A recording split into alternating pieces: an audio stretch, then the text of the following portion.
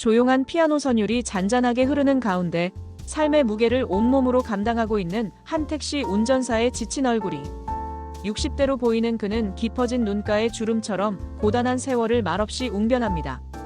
이내 그는 카메라를 응시하며 마치 오랜 시간 가슴에 묻어두었던 이야기를 꺼내놓듯이 나지막이 입을 엽니다.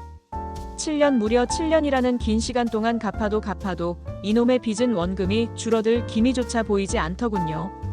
매달 빠져나가는 돈은 고스란히 이자로 사라지고 남은 건 끝없는 절망뿐이었습니다. 이젠 정말 모든 걸 포기하고 싶다는 생각밖에는 들지 않습니다. 어떻게 해야 할지 모르겠습니다. 그의 목소리에는 삶의 마지막 희망마저 놓아버린 듯한 체념과 고통이 절절히 배어 있습니다. 이 순간 차분하지만 힘있는 내레이션이 시작됩니다. 누군가는 이 상황을 향해 날카로운 비난의 목소리를 높입니다. 왜 우리의 소중한 세금으로 남의 빚을 갚아줘야 하냐고. 그들의 주장은 일견타당하게 들릴 수도 있습니다. 하지만 그 날카로운 말들 뒤에는 우리가 미처 알지 못했던 혹은 애써 외면하려 했던 진실이 숨어 있습니다. 빚이라는 거대한 그림자 아래에서 고통받는 이들의 목소리와 그들이 처한 현실을 외면해서는 안 됩니다. 화면이 빠르게 전환되며 역동적인 뉴스 헤드라인들이 번개처럼 스쳐 지나갑니다. 이재명 대통령, 배드뱅크 설립 공식화, 취약. 채무자들의 재기를 돕기 위한 특단의 조치 발표. 비탄감 논란 정부는 세금 낭비인가, 국민 구제인가? 라는 자막들이 물음표와 느낌표를 오가며 우리 사회의 복잡한 논쟁을 고스란히 드러냅니다. 이 모든 이야기는 대한민국이라는 이름의 땅 위에서 우리의 삶 속에서 펼쳐지고 있는 현실입니다. 1997년 온 국민을 절망의 구렁텅이로 몰아넣었던 IMF 외환 위기 이후 우리는 실로 수많은 경제적 경랑과 파고를 헤쳐왔습니다. 2003년 대한민국을 휩쓸었던 카드 대란, 2008년 전 세계를 공포에 떨게 한 세계 금융 위기, 그리고 예측 불가능했던 팬데믹의 그림자가 드리워진 코로나19 사태, 최근 우리 사회를 뒤흔들며 서민들의 주거 안정을 위협했던 전세 보증금 사기까지. 이 모든 거대한 경제적 변화와 위기 속에서 수많은 평범한 우리 이웃들은 자신들의 의지와는 상관없이 삶의 벼랑 끝으로 내몰렸습니다. 그들은 단지 오늘의 삶을 살아가기 위해, 가족들을 지키기 위해 발버둥 쳤을 뿐인데 순식간에 빚이라는 거대한 늪에 빠져들었습니다. 화면에는 대출 서류를 찢어버리며 오열하는 한 주부의 모습이 담깁니다. 그녀의 얼굴에는 자책감과 함께 무력감이 뒤섞여 있습니다. 또 다른 화면에서는 밤낮 없이 고된 배달 아르바이트를 하며 생활비를 버는 한 청년의 지친 모습이 교차됩니다. 그의 어깨 위에는 고향에 계신 부모님의 병원비와 학자금 대출이라는 무거운 짐이 놓여 있습니다. 내레이션은 차분하지만 깊이 있는 목소리로 이어집니다. 그 누구도 처음부터 빚을 지고 싶어 하지는 않았습니다. 그들은 처음부터 빚쟁이가 될 계획을 세웠던 것이 아닙니다. 단지 오늘의 삶을 살아가기 위해서, 사랑하는 가족들을 지키기 위해서, 자녀들에게 더 나은 미래를 선물하기 위해서 그들은 어쩔 수 없이 빚의 늪으로 발을 디딜 수밖에 없었습니다. 그들의 선택이 최선이었는지 아니었는지는 누구도 함부로 판단할 수 없습니다. 그저 살아가기 위한 몸부림이었을 뿐입니다. 이내 주부의 목소리가 애절하게 울려 퍼집니다. 그녀의 눈에서는 끊임없이 눈물이 흘러내립니다. 제가 대체 무슨 죄를 지었다고 나라를 망하게 한 것도 아닌데 왜 이렇게 죄인처럼 숨어 살아야 하는 거죠? 왜 이렇게 고통받아야 하는 거죠? 가족들에게조차 당당할 수 없는 이 삶이 너무나도 서럽습니다. 배드뱅크. 이 세 글자만 들으면 마치 부정적인 이미지를 연상시키기 쉽습니다. 나쁜 은행이라는 직관적인 의미 때문에 많은 사람들은 이 제도를 오해하곤 합니다. 하지만 이 제도의 본질은 그 이름과는 정반대에 있습니다. 내레이션이 친절하게 설명합니다. 배드뱅크라는 이름은 언뜻 듣기에는 부정적인 이미지를 강하게 풍깁니다. 마치 나쁜 돈을 취급하는 기관처럼 들리기도 합니다. 그러나 이 제도의 진정한 의미는 망가진 삶을 다시 살리는 은행이라고 설명하는 것이 훨씬 더 적합할 것입니다. 단순히 부실한 자산을 처리하는 것을 넘어 그 자산 뒤에 가려진 개인의 삶과 재기를 돕는 회복과 희망의 메시지를 담고 있습니다. 화면에는 앙상하게 말라 죽은 듯 보이는 한 그루의 나무가 등장합니다. 그 나무의 썩고 병든 가지들을 조심스럽게 잘라내자 놀랍게도 그 자리에서 푸릇푸릇한 새싹이 돋아나고 이내 아름다운 꽃들이 피어나는 비유적이면서도 희망적인 영상이 펼쳐집니다. 부실 채권을 건강한 자산으로부터 분리해내는 것. 이것이 바로 배드뱅크의 가장 핵심적인 역할입니다. 마치 병든 부분을 도려내야만 전체 몸이 건강하게 유지될 수 있듯이 금융 시스템 전체의 건강을 위해서는 부실 채권을 따로 분리하여 전문적으로 관리해야 합니다. 그래야만 건전한 금융 시스템과 더 나아가 대한민국 경제 전체가 무너지지 않고 튼튼하게 유지될 수 있습니다. 배드뱅크는 금융 시스템의 치료사이자 재활 전문가인 셈입니다. 이재명 대통령의 구상으로 탄생한 세도약기금은 이러한 배드뱅크 정책의 가장 대표적이고 상징적인 예시라고 할 수 있습니다. 뉴스 클립이 삽입되며 5천만 원 이하 장기 연체자 구제라는 자막이 화면에 선명하게 나타납니다. 이재명 대통령의 육성이 단호하고 힘있게 들려옵니다. 이것은 결코 단순한 비탄감이 아닙니다. 고통받는 이들에게 빚의 굴레에서 벗어나 다시 일어설 수 있는 새로운 삶의 기회를 제공하는 것입니다. 그들이 다시 사회의 건강한 구성원으로 돌아와 경제활동에 참여할 수 있도록 돕는 것이야말로 진정한 의미의 경제회복입니다. 내레이션이 이어집니다. 이른바 세도약기금은 정부가 직접 나서서 장기 연체된 부실 채권을 사들여 경제적 어려움에 처한 서민들에게 숨통을 틔워주자는 지극히 현실적이고 동시에 인도주의적인 취지에서 시작되었습니다. 이 기금은 단순히 채무를 소멸시키는 것을 넘어 채무자들이 다시 자립할 수 있도록 신용회복 지원, 취업 연계 등 다양한 사회적 안전망과 연계하여 실질적인 재기를 돕는 것을 목표로 합니다. 화면에는 캠코 자산관리공사 로고와 함께 부실 채권 정리 채무 조정 및 재기 지원, 신용회복 및 경제활동 복귀라는 간결하면서도 명확한 다이어그램이 나타나 제도의 작동 방식과 그 궁극적인 목표를 쉽게 설명해줍니다. 이러한 정책이 발표될 때마다 언제나처럼 가장 먼저 따라붙는 논란이자 비판의 목소리가 있습니다. 바로 세금 낭비라는 지적입니다. 거리 인터뷰 장면에서 한 시민이 언짢은 표정으로 카메라를 향해 말합니다. 제 세금으로 남의 빚을 갚아주는 거잖아요. 저는 정말 이해가 안 됩니다. 열심히 일해서 세금 내는 사람은 바보인가요? 솔직히 너무 불공평하다고 생각합니다.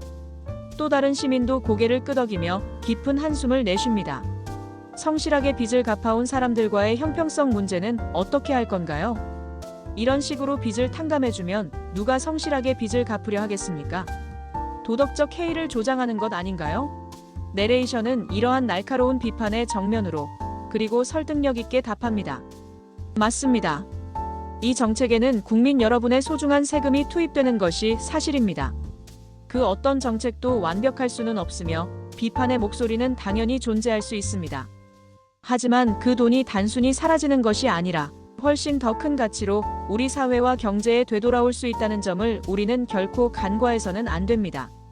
단기적인 시각으로 볼 때에는 비용으로 보일지 모르지만 장기적인 관점에서 보면 이는 우리 사회의 지속 가능한 발전을 위한 투자입니다.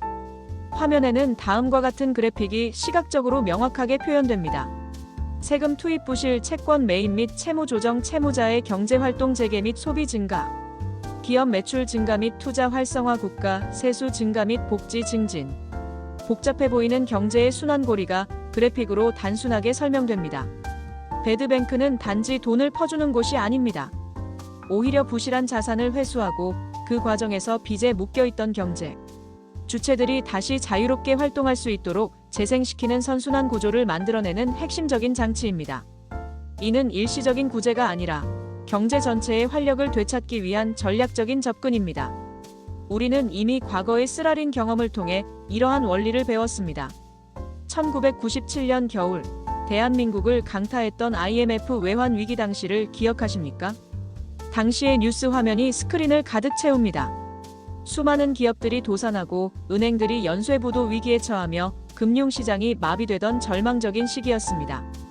길거리에는 하루아침에 직장을 잃은 실업자들이 넘쳐났고 금모으기 운동으로 전 국민이 고통을 분담해야 했던 아픈 역사였습니다. 내레이션은 그 당시의 숨막히는 분위기를 생생하게 전달합니다. 나라의 존속 자체가 위태로웠던 그때 대한민국 경제를 살리기 위해서는 무엇보다도 은행부터 살려야 한다는 절박한 외침이 있었습니다. 당시 정부는 막대한 공적자금을 투입하여 부실 금융기관을 정리하고 은행의 건전성을 확보하는 데 총력을 기울였습니다. 그때도 지금과 똑같이 날카로운 비판과 비난이 쏟아졌습니다. 왜 국민들의 피 같은 세금으로 대기업과 재벌들을 살려야 하냐고.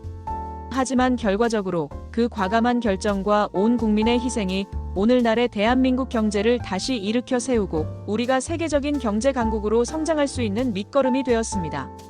그때의 아픔이 있었기에 지금의 대한민국이 존재할 수 있었던 것입니다. 이어지는 내레이션은 현재의 상황에 대한 날카로운 통찰을 제시하며 시청자들에게 깊은 질문을 던집니다.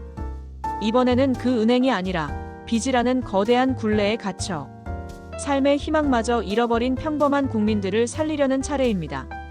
국가가 경제적 어려움에 처한 국민 개개인의 삶을 포기하지 않을 때 비로소 진정한 위기 극복이 가능하며 우리 사회는 더욱 단단해질 수 있습니다. 경제는 결국 사람으로부터 시작되고 사람을 통해 움직이는 것이기 때문입니다. 진정으로 위험한 것은 빚진 사람 그 자체가 아니라 빚에 묶여 움직이지 못하는 거대한 경제입니다. 한 경제 전문가의 깊이 있는 인터뷰 톤의 내레이션이 이어집니다. 개인의 부실이 단순히 한 개인의 문제로 끝나지 않고 사회 전체로 확산되면 그 파장은 상상 이상으로 커지게 됩니다. 빚의 굴레에 갇힌 사람들은 소비를 멈추게 되고 이는 곧 상점들의 매출 감소로 이어져 결국 많은 상점들이 문을 닫게 됩니다. 기업들의 생산 활동은 위축되고 새로운 투자는 중단되며 실업률은 높아집니다. 이 모든 과정은 국가의 세수 감소로 직결되며 결국 경제 전체의 활력을 떨어뜨리는 악순환으로 이어집니다. 마치 거대한 톱니바퀴 중 하나가 멈추면 전체 시스템이 마비되는 것처럼 말입니다. 화면에는 빚이라는 무겁고 차가운 쇠사슬에 묶여 한 발짝도 움직이지 못하던 사람들이 배드뱅크라는 제도를 통해 그 사슬을 끊고 자유롭게 활동하는 듯한 강렬하고 비유적인 연출이 펼쳐집니다. 그들은 이제 다시 두 팔을 활짝 펴고 힘찬 발걸음을 내딛기 시작합니다. 따라서 배드뱅크는 단순한 비탄감이 아닙니다. 이는 정체된 경제의 혈액순환을 다시 원활하게 만들어 대한민국 경제 전체가 활력을 되찾고 지속적으로 성장할 수 있도록 돕는 매우 중요한 전략적 장치입니다. 개인의 회복은 곧 사회 전체의 회복으로 이어지는 것입니다. 물론 도덕적 해이를 막기 위한 제도적 장치와 사회적 노력은 필수적입니다. 내레이션은 이 부분에 대한 균형 잡힌 시각을 제시하며 시청자들의 공감을 얻어냅니다. 물론 모든 정책에는 부작용이 따를 수 있습니다. 이 제도를 악용하려는 시도는 철저히 차단해야 합니다. 의도적으로 빚을 지거나 충분히 갚을 능력이 있음에도 성실한 상환 노력을 회피하려는 사람들은 단호하게 걸러내고 엄격한 심사를 통해 대상자를 선별해야 합니다. 하지만 10년, 20년이 넘는 긴 세월 동안 빚이라는 거대한 굴레에 묶여 신용불량자로 낙인 찍힌 채 사회 구성원으로서의 정상적인 삶을 포기당한 채 살아가고 있는 수많은 사람들을 우리는 과연 영원히 외면해야만 할까요?